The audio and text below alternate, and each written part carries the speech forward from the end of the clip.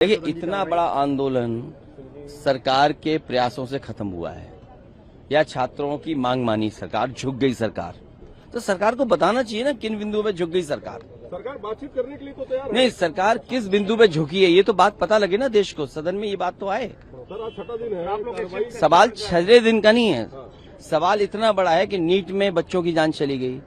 आपने आश्वासन दिया बच्चों को केस मुकदमे नहीं लगेंगे, पर मुकदमे लग रहे हैं। अगर सोशल मीडिया पे लिख रहे हैं तो पुलिस जा रही है उनके घर पे। तो क्या आश्वासन था आपका? बातचीत से ही हल होगा ना सर? नहीं, बातचीत से हल होगा कि आपके फैसले का अमल जमीन पर होगा। जिन परिवारों के बच्चों की जान की क्या मदद की है सरकार ने अभी तक? क्या कोई स्टेटमेंट आया कि आपके चैनल पे चला क्या ये बात कि उनके परिवारों को ये मदद करने जा रही है सरकार? और ये कहा कि मुकदमे नहीं लिखे जाएंगे, तो मुकदमे तो लिखे जा रहे हैं। बिहार में देखिए कितने बच्चों को जेल भेज दिया गया। बिहार में AK-47 और हाँ, AK-47 एक की जान चली गई सुनने में आ रहा है, कई लोग घायल हैं। यूपी में इस तरह का कई इंसिडेंट्स हैं। सोशल मीडिया पे लिख देते तो जेल भेज दे रहे हो आप।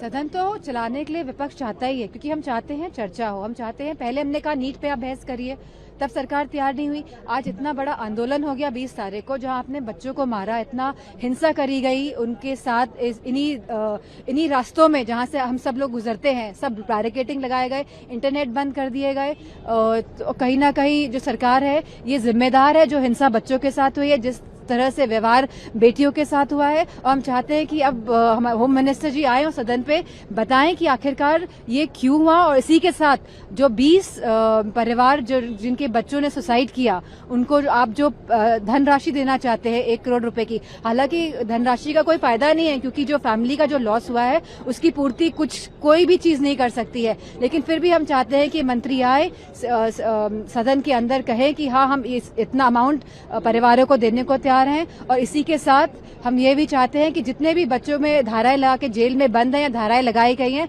सरकार आके सदन में ये बयान दे कि ये सारी धाराएं वापस लेगी। और ये खाली दिल्ली की बात नहीं है, ये उत्तर प्रदेश, बिहार, महाराष्ट्र, जहां जहां भी आंदोलन हुआ, जहां जहां भी बच्चों पे धाराएं लिखवाई गई है, हमारी ये मांग है कि मिनिस्टर्स आए और सदन में कहे कि हम सब चीजें वापस लेंगे। जब तक ये सरकार पूरे जो इस भ्रष्टाचार से लिप्त हुए लोगों को बचाना चाहती है, संरक्षण देना चाहती है, तो इस अमेंडमेंट का कितना फायदा होगा? अभी पिछले ही कुछ दिनों पे कोर्ट ने एक आदमी को बरी किया क्योंकि वो तहकीकात ढंग से नहीं हुआ।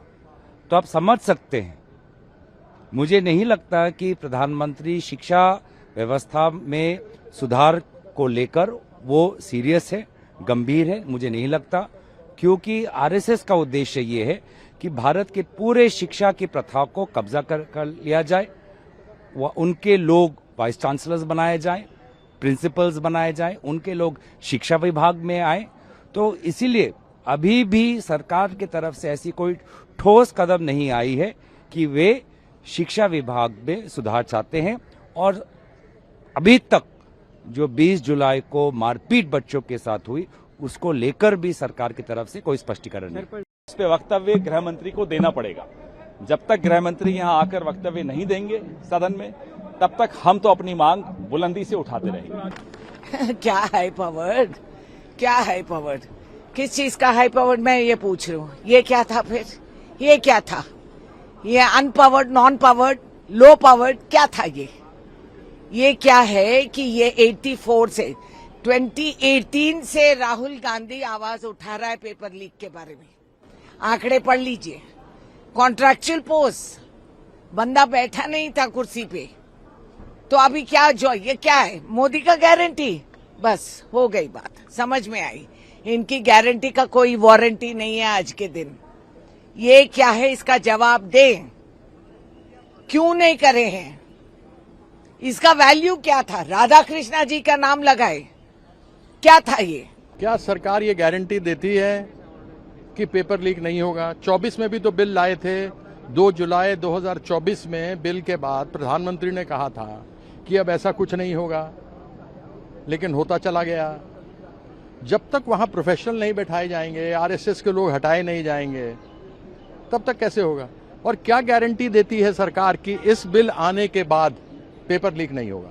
मैं तो सबसे पहले ही उससे ज़्यादा उत्सुकता मेरी ये है कि माननीय योगी जी के दोनों तरफ जो पेपर लीक के माफिया सरगना जिनके ऊपर चार्जशीटेड है, उनके ऊपर ये 3 महीना वाला कार्रवाई होगी कि नहीं होगी, जेल भेजे जाएंगे नहीं भेजे जाएंगे, योगी जी बताते ही नहीं है। आप दोनों पेपर लीक के सरगना के साथ चलते हो विधायक बना के और पेपर लीक पर बात करते हो।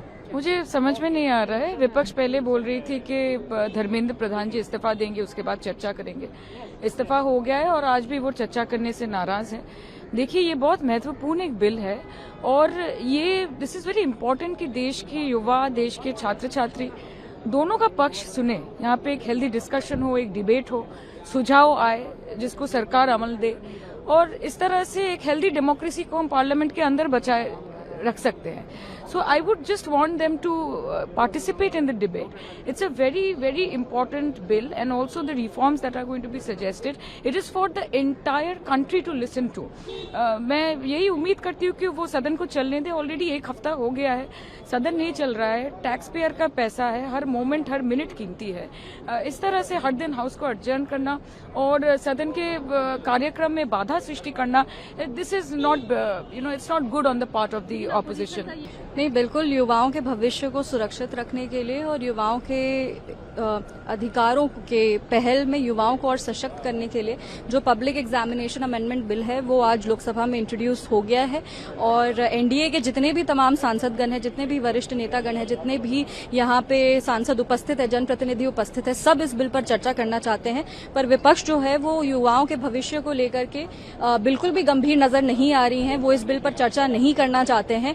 छोटे छोटे पॉलिटिकल मुद्दे पे सदन को भटकाना चाह रहे हैं, देश की जनता को गुमराह करना चाह रहे हैं, जो इनकी स्ट्रैटेजी है। और हमने पहले भी कई सेशंस में ये देख चुका है कि वो बार बार सदन को स्थगित करना चाहते हैं क्योंकि वो एक पॉलिटिकल पॉइंट प्रूव करना चाहते हैं। पर वो ये नहीं समझ रहे हैं कि ये बिल पे चर्चा जब होगी तो वो अपने पक्ष को भी तो अच्छे से मजबूती से सदन की पटल पर रख सकते हैं। पर ये सब चीज पे उनका ध्यान नहीं है, वो बार बार सदन को स्थगित करे और अभी तक तो चर्चा नहीं हो पाया है। देखिए, हम लोग तो यही चाह रहे हैं कि चर्चा हो। आई थिंक इन्होंने ये मन बना लिया है कि जब तक इनको कुर्सी नहीं मिलती ये संसद चलने नहीं देंगे, चाहे कितना भी जरूरी मुद्दा हो। अगर आप देखें आज जो एजुकेशन रिफॉर्म के लिए जब वो बिल आया तो इन सब ने हाथ उठा के मना किया।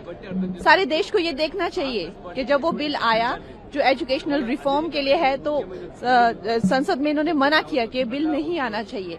तो ये इनकी मंशा है कि देश में कोई भी काम नहीं होना चाहिए और देश जो है रुक जाना चाहिए क्योंकि देश ने जो है इनको मैंडेट नहीं दिया है।